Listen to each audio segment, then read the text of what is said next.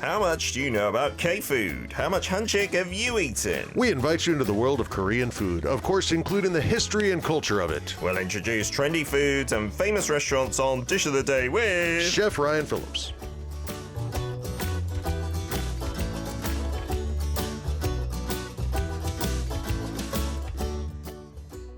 That's right, it is the month of March already. It's been rainy over the past 24 hours, but Ryan has made it into the studio. How are we doing, sir? I'm great, man. I'm doing really, really well. How are you? Did you have a long weekend? Did you have anything special?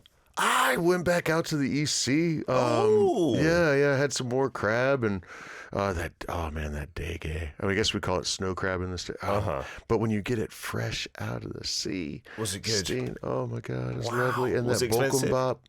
Found a new place. I've been going to the same place forever. Yeah. Was there just last week playing tour guide for a wonderful friend who ran a marathon in Tokyo just Sunday. Amazing. Yes.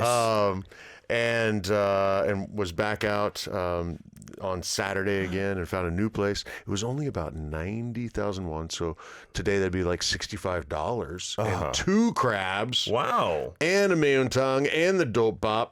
Brilliant. And all the panchan and lovely employees are folks that own and run this little place. And That's good. it's kind of like halfway between Samchok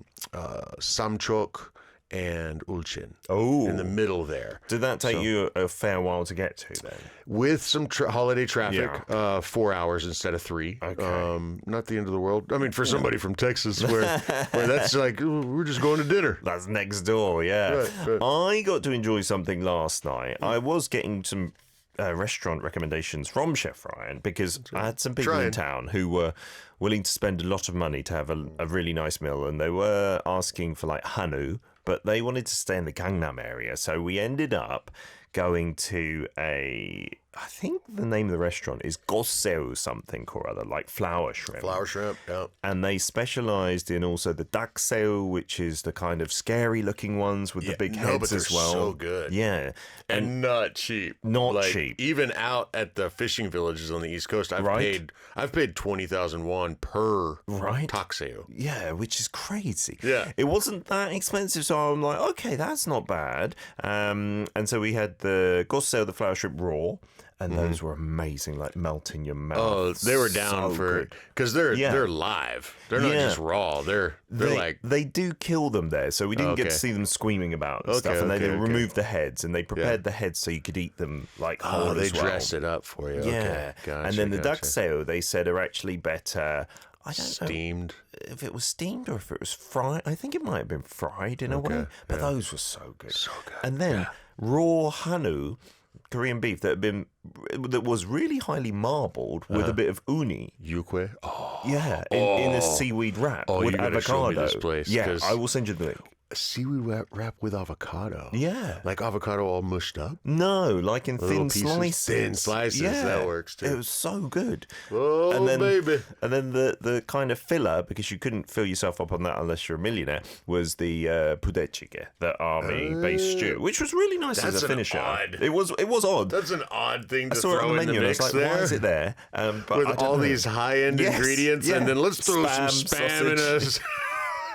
Fantastic. No rules. There's no rules. It's just what the chef likes, and then hopefully his customers like it too. Yeah, they did. They were very, very satisfied. And talking of Sul, today's hashtag, we had Tokdo Soju, which I never knew existed. Whoa. Yeah. Oh, I haven't heard of that either. No, so it was like double the price of normal soju. Different flavor profile, a little to bit, it. but not tiny bit. The bottle looked very nice. Yeah. Okay. Talking of sul or alcohol, did you have any with your crab or anything? No. We're driving a bit, so I have taken bottles of Chablis out there. Oh, yeah, and well with crab. Oh, it's amazing. Yeah. A mineral Chardonnay like that, like a Chablis. You take that. I did take butter out there and our Moroccan chimichurri from the farm, the dill, preserved lemon, garlic, blah. I brought those out. And even a horseradish sour cream I whipped up. I had had my own condiments at the restaurant, and the staff there, they were into it, you know, and so I shared some with them. Oh, of nice! course. And they liked it. Absolutely, they really liked the butter. They'd never had that, and it's so simple. Yeah, they're like, oh, whoa, maybe we should do this. Yeah, that works. Because a little bit of salted butter for your crab. Yeah. I mean, it's so good on its own, but it is. Goodness gracious. Oh, fantastic. All right, so getting to today's dish. It has been trending. It's been all over my social media, and I was like, what's going on here? Yeah, I didn't know either. Yeah. It's not like sugar octane Dubai chewy cookie or salt Not bread. a junk food ramen mukbang either. No, it's like super healthy, right? Totally. What's And going it's it's blown New up. Year's resolutions. It must be. It's right? New Year's resolutions to diet. That's what it is. This is a delicious food that I was kind of unaware of. Were you aware of a Bomdong Bibimbap? No. So bibimbap, of course, many of our long-time listeners will know, is the rice mixed with all sorts of stuff. Absolutely. But Bomdong, I did not know was an ingredient in this. I didn't know it was like a specialty dish or a seasonal thing at all. Well, okay, let's explain a little bit about what the heck it is. Do we have a picture of the Bomdong? Just the Bomdong? Okay, so this is... there you go. Perfect. Okay, so in the winter, it's so cold here, guys. It's so cold. But if you have a simple greenhouse or even out in a field, if it doesn't have a lot of wind, this can still grow. It's amazing. Wow. And why? Because it grows kind of flat on the ground. Just kind of, if it was sticking up, the wind and the chill would kill that sucker. Yeah. But it hugs the ground, and so it really looks more like this flower shape. And if you see them on a farmland, they're like kind of flat. They only stick up like 2 or maybe 3 inches up off the ground. Yeah. So they take up more space along the ground. And so the farms, they don't even do them in rows. Look at this picture. They don't even do them in rows. It's covered. It's just flat because this is a winter crop. They'll take all these out about now or here in a week or two, and then till the land and plant in whatever they're going to do for the year. But so delicious. Usually things that grow through the winter here, they're growing slower. You know, they're getting more complex flavors in there. So think of a cabbage that is a little sweeter, a little nuttier. Yeah. And definitely crisp. And it's good stuff. Yeah, so sometimes translated like spring cabbage, you might hear. Right. Or winter cabbage. Yeah, and Bomdong itself, the bom is for spring, and then the dong is for winter. So it's literally spring, winter, right? Winter, yeah. And they say the more you chew it, the sweeter it tastes. It's often used in 겉절이, right? The freshly made kimchi that's not like had time to ferment. Or Right, because you get so much flavor just out of the natural leaves. I was gifted, I think I mentioned this to you before, but maybe last year, I was gifted a giant bag of Bomdong at the farmer's market. It was the end of the day. The farmer didn't sell it all. He was like, here, Ryan, take this. And I was like, how in the world am I going to eat all this? But another friend gave me the best doenjang I'd ever had in my life. Oh, good. And not a real salty one. It was almost a little sweet. The Korean fermented soybean paste was just amazing. And I was sitting down on that Sunday evening, that same day, and I'd rinsed all the Bomdong, and I just started munching on it with the doenjang. Next thing you know, I ate the entire bag. Because it's that good. And it's healthy, so you don't feel bad, right? Right. Eating it. So this has skyrocketed. I think this has some part to play in it. It's been on TV. This is 일박이일, that's 강호동, I believe. And so people have watched this, and then it's caught on social media. And so sales of Bomdong have gone through the roof, right? They've just suddenly exploded. I paid $2-ish for one Bomdong. And to make this, I mean, you could make what we made today 20 times with that one. So it's still not that expensive. But maybe that was my good market or something. Maybe. And so according to Google Trends, there was a peak search interest score of 100 for Bomdong Bibimbap, and mentions increased 880% over just a month. That's incredible. And sales have risen nearly 50% compared to the previous year. Because this is a seasonal thing, so people will eat it around this time. It is also a seasonal thing. So of course you're going to see a big jump in views. Yeah. Because nobody's really thinking about this in December. Yes. But January, okay, maybe a little bit. You start to see them in the markets. February more, and then March, boom. Because you know that rain yesterday, farmers, old school Korean style, that signifies the end of winter. Ah, yes. That's when you uncover your garlic. Yeah. And let it start to actually come up out of the ground. Okay. So if you look at the weather forecast going forward now, there's not too much below zero. No, hardly at all, right? Yeah.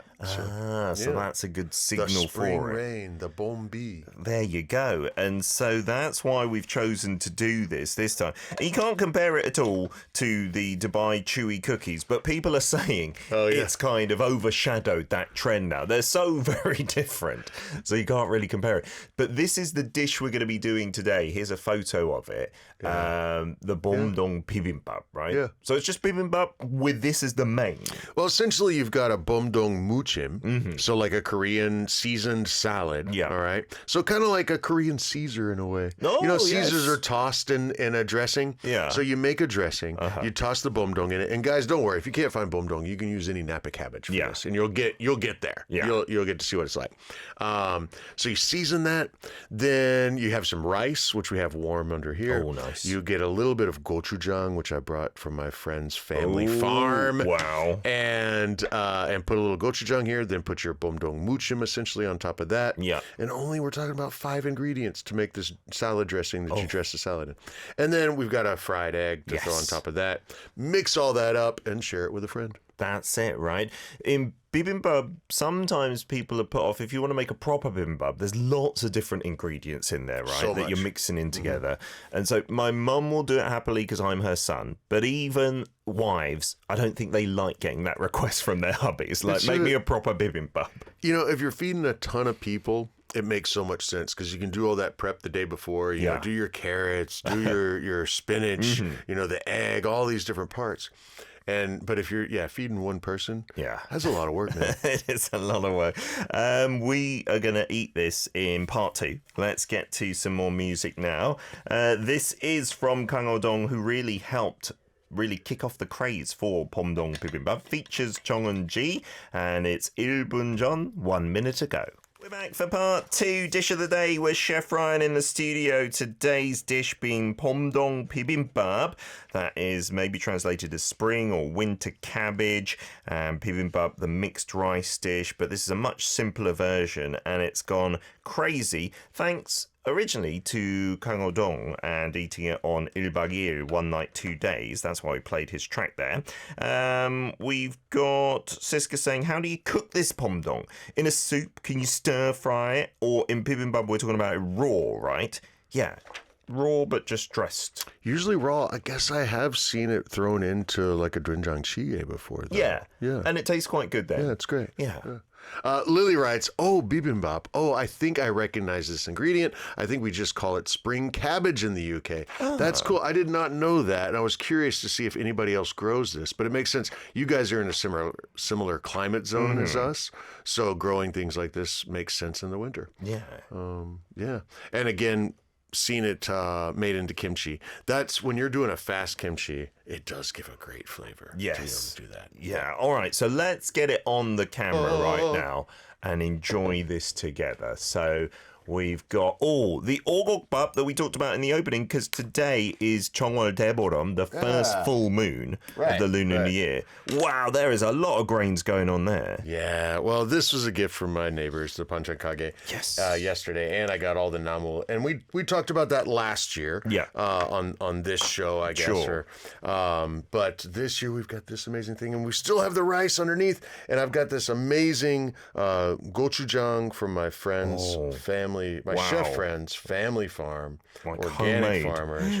It is phenomenal. It's got a deeper red. A little bit of a heat punch, so we won't go too crazy. Okay, so we put that in the rice there. There we go. Okay, and then we can add here. I'll let you do the honors. Why don't you How much should we put in? I'd say probably about half of that. Okay, so you can see all the sesame seeds on top of this Bomdong, and it just adds really spring colours there, all that green. Because Korea, it gets pretty brown and grey in the winter, right? It does. Because it's so cold and all the greenery dies. But this is good, isn't it? To refresh the senses. Okay. I love this ingredient. Is that enough, do you and say? when you see that'll work. Okay, now we've got 2 spoons, we got chopsticks, and the goal is, after one more accoutrement.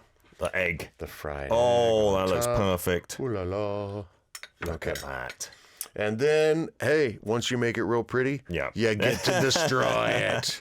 It's all about mixing it all together. And the idea is trying to mix all that up. Here, I'll let either you get after it. Some people swear by doing it with chopsticks, and some people swear by doing it with a spoon. I'm not fussy. I'll do any which way. Oh, look at that in the rice, the gochujang. Oh, that does look good. The chili pepper paste. Now, this is a stickier rice than what you usually use. It does feel, even stickier, doesn't it? There's quite a bit of chop sal in here, the glutinous rice. Ah, okay. But I kind of tested this last night, and it was lovely. Yeah, so, it's good. Yeah. Because most bibimbaps, you will go for just the plainer white rice, I suppose, traditionally. Totally. I had this, and I was like, do I want to make more? No, I don't need to do that. No. Because this stuff is lovely. And on today, it's meaningful, right? Exactly. We're meant to eat this today. Yeah, for those curious, the show we did last year about the rice here and all the namu, as you're coming in, you get that first full moon. Yeah. And you're coming into spring. You need to recharge. You need to get your minerals and vitamins back in. Yeah. Because you're about to be a farm laborer, and I can tell you, it's a lot of work to be a farm laborer. So, traditionally, you would have the rice and all those greens this time of year to fortify yourself before you got to get back to work. All right. Wow, but back to the Bomdong. So all you need is the fried egg, the rice. It doesn't have to be all cooked like we said, and the bomdong, and that's it, right? That's your bibimbap. So easy. Now let's talk a little bit about the dressing that goes on. Or we'll take a bite first. Yes, then we'll please. See if you can pull out some of those ingredients. You must know. So in a bibimbap, you might also do separately what's it called? Sesame oil, right? Chamgirim on top. True. Do you not need that in this case? Is there in the dressing? It's in the dressing. It's one of the main ingredients of the dressing. Look at that spoonful, right? In a way, it looks very messy, but in a way, it looks beautiful as well. Look at all of that on one spoon. You can hear the crunch in Ryan's mouth. I'm going to give it a try as well. Okay, here we go. Okay. It is so glutinous, the rice. The rice in a great way. More than the usual rice, too. And then those beans, too. All the different grains and beans in the rice. So many different textures in the rice because of that. And then the chewiness of the egg. But the bomdong, it really does add a sweetness once you chew on it a lot as well. Oh, that's really delicious. I'm going to take a bit of the bomdong as well. I got to say the bomdong's my favorite part. Yeah. And look, you get the kind of stalky bits, which are just more crunchy, and the greener bits as well. So you're going to have two different textures for the price of one in there. Oh, and there is a kick to that, especially after you swallow it. That's a really good point, Peter. The white part there, that firmer part, is a real crunch. Yeah. Now, I dressed this morning. Okay. I was tempted to, be lazy and just dress it last night. But you wouldn't want to do that because then you're going to essentially be making kimchi instead of mushim. There you go.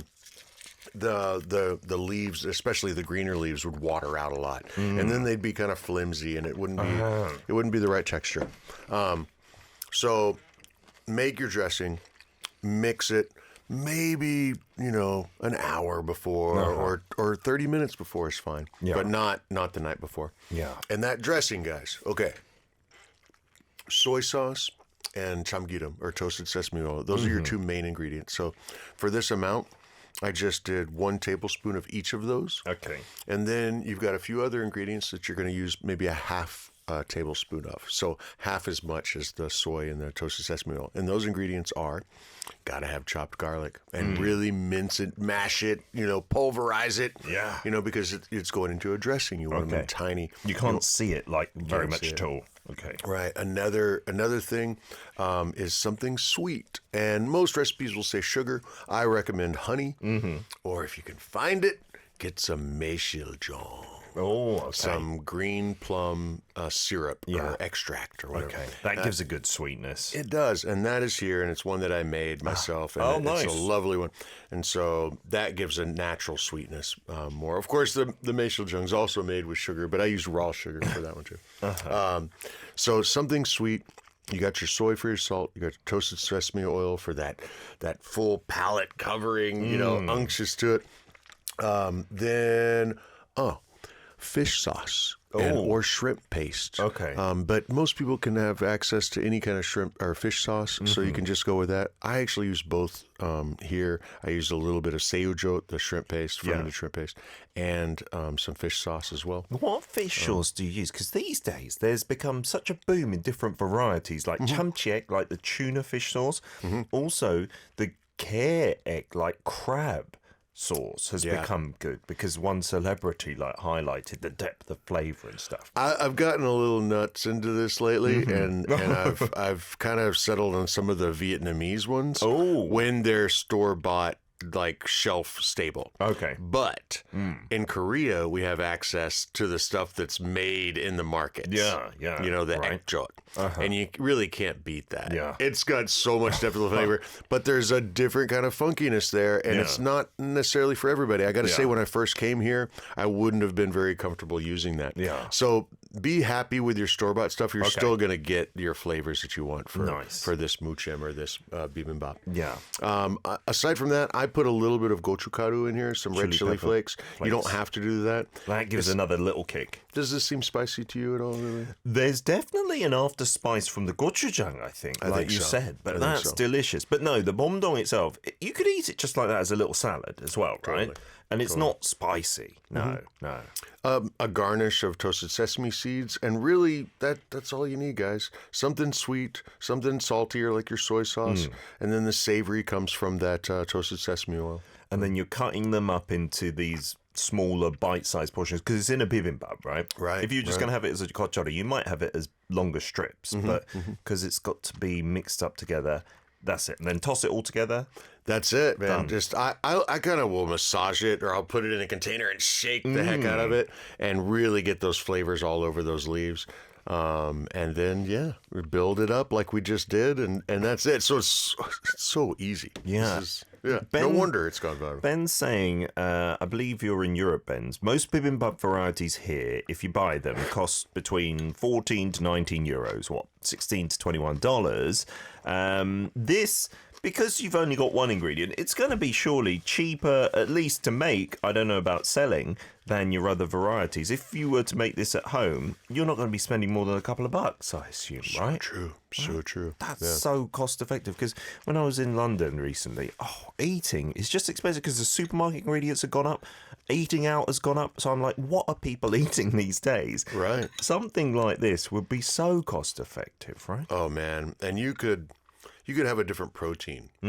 You know, maybe add beef one day, add chicken another day, add tuna fish another day or something. Right. And you could stretch this out all week. Yeah, bolster it up with something. It doesn't have to be as plain as this. This is the standard, but you're right. Instead of the egg, or in addition to the egg, have some more protein.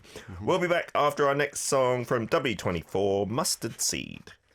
Oh, that is really warming me up inside with the spiciness too. I love that. And you can control that, of course. Regular gochujang, just a spoon or even less. And then it's less spicy if you want. We're with Chef Ryan doing Bomdong Bibimbap. Lots of comments from our listeners. Siska says, it looks like a really simple dish, but seems yummy. Aren't those the best? Keep it simple. I love it. Yeah. And I'm chewing so much, I'm trying to back away from the camera so you guys don't have to listen to me. This is lovely. Yeah, I got a sesame seed stuck in the inside of my tooth that I can't get out. It's annoying me, but we'll soldier on. We're professionals. Bureau says, let's add some beef in addition to the egg for extra protein to the Bomdong Bibimbap.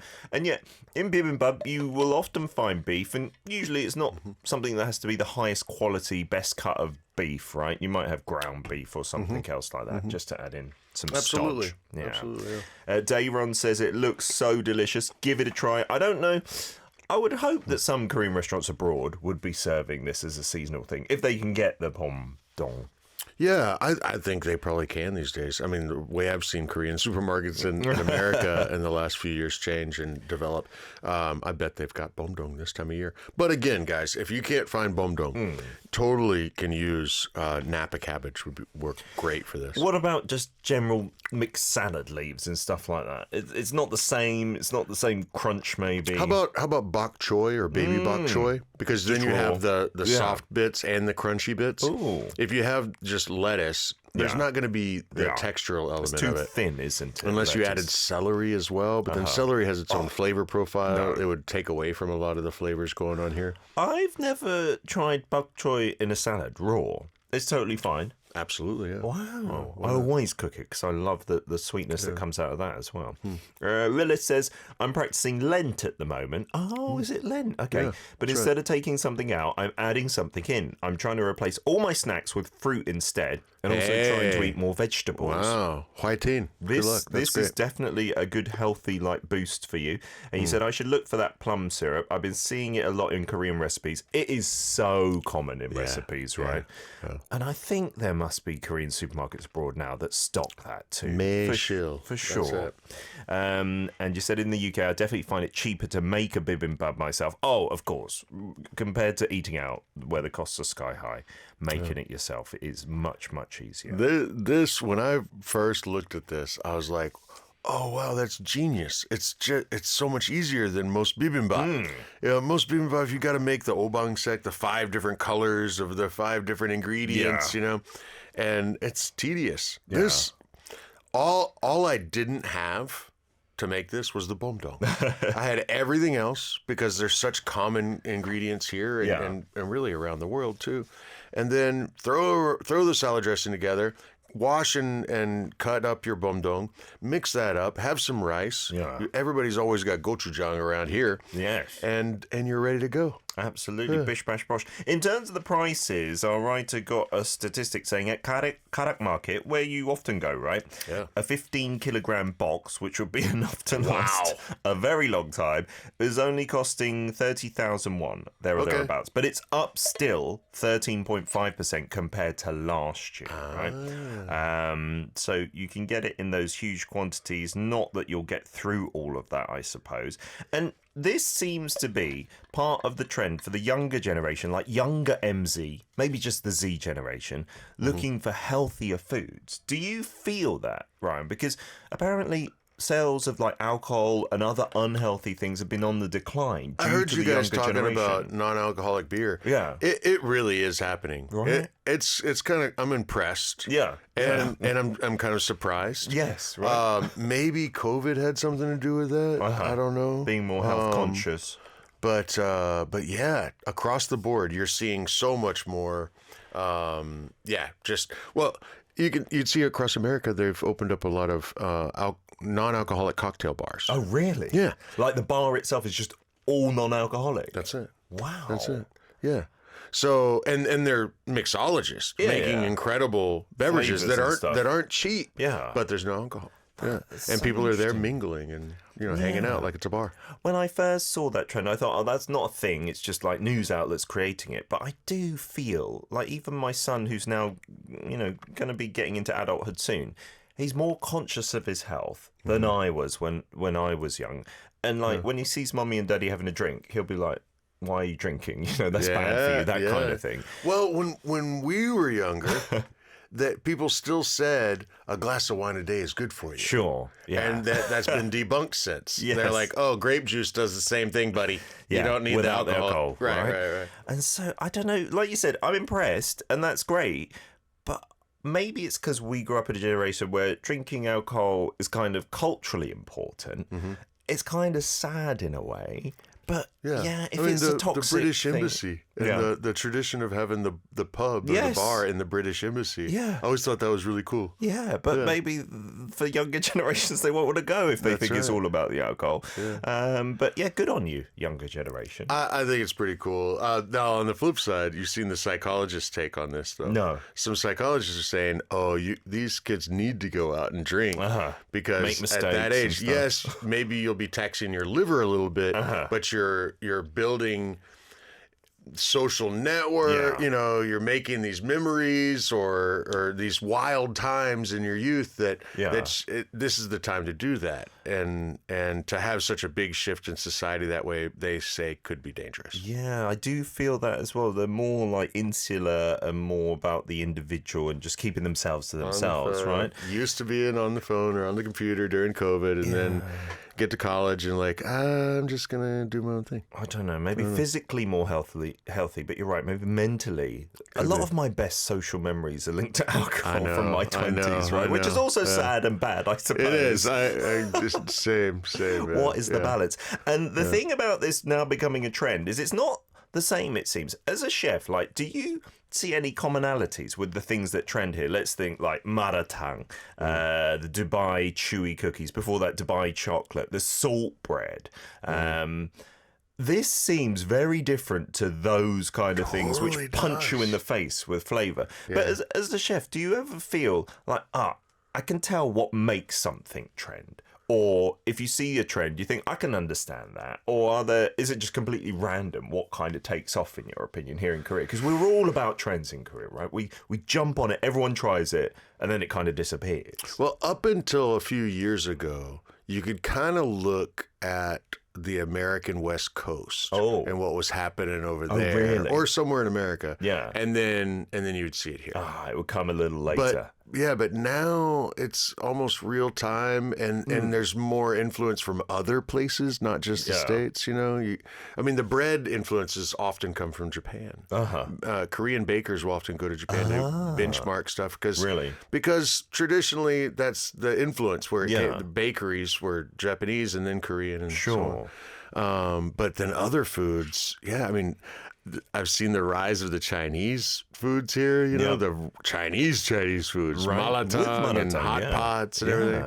But at the same time, I can definitely guesstimate what Koreans will really love. Mm-hmm. And often the things that I came up with, I was like, I don't want to be the guy that makes the chewy fried bread thing. You know what I mean? Yeah. But yeah, textures. Yeah, textures are big, right? And hot on a cold day or cold on a hot day. Those kind of things really take off here. Yeah. That's a good analysis. Yeah. Last tips from a writer: if you're going to make this Bomdong Bibimbap and you want to change things up, maybe using the perilla oil instead. Ooh, right? Good idea. Yeah. That gives you a different flavour profile, and also roasted seaweed flakes, right, on a bibimbap. That can add a bit of punch in there as well. Always nice. Yeah. And if you want, instead of a fried egg, a soft-boiled egg. All right, said I prefer fried. I've got to say, a bit fussy here. Thank you so much, Ryan, for bringing in this trending dish. And thanks to our writer for coming up with this great idea. It wasn't on my radar. Was it already on yours? I'd seen it on social media, and then when she talked about it, I was like, oh, it is a thing. It definitely is a thing. That's cool. Keeps on popping up on my daughter's. Good to know. And because she's so into still Dubai chewy cookies, I hope she flips over to this because it's way healthier and much cheaper. Like, we had to spend, again, 7,000 won on one Dubai cookie on the weekend to satisfy her need.